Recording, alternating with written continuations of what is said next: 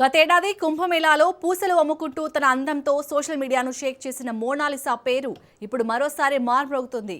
Over night star గా మారిన ఈమె ఇటీవల తన ప్రియుడు ఫర్మాన్ ఖాన్ ను ప్రేమ వివాహం చేసుకుని అందరినీ ఆశ్చర్యపరిచింది. కేరళలోని పూవార్లోని ఒక ఆలయంలో వీరి పెళ్లి జరిగినప్పటి నుంచి ఏదో ఒక వివాదం ఈ జంటను వెంటాడుతూనే ఉంది. తాజాగా ఈ వ్యవహారం పోలీస్ కేసు వరకు వెళ్లడం సంచలనంగా మారింది. మోనాలిసా పెళ్లిపై మొదటి నుంచి వివాదాలు చుట్టుముట్టాయి.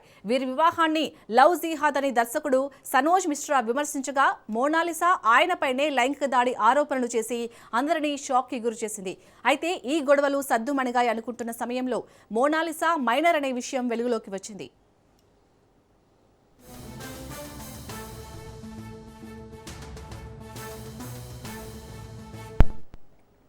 ఎన్సీఎస్టీ జరిపిన విచారణలో పెళ్లి సమయానికి ఆమె వయసు తక్కువగా ఉందని తేలడంతో ఫర్మాన్ ఖాన్ పై ఫోక్సో కేసు నమోదైంది.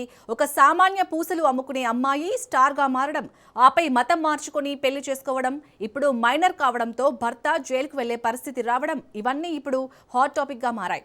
ఇందుకు సంబంధించిన పోస్టులు నెట్టింట్లా వైరల్ అవుతుండటంతో ప్రస్తుతం సోషల్ మీడియాలో దీనిపై పెద్ద ఎత్తున చర్చ జరుగుతుంది. ఏది ఏమైనా కుంభమేళాలో మెరిసిన ఈ పూసల సుందరి జీవితం ఇప్పుడు పోలీస్ స్టేషన్ల చుట్టూ తిరుగుతుంది.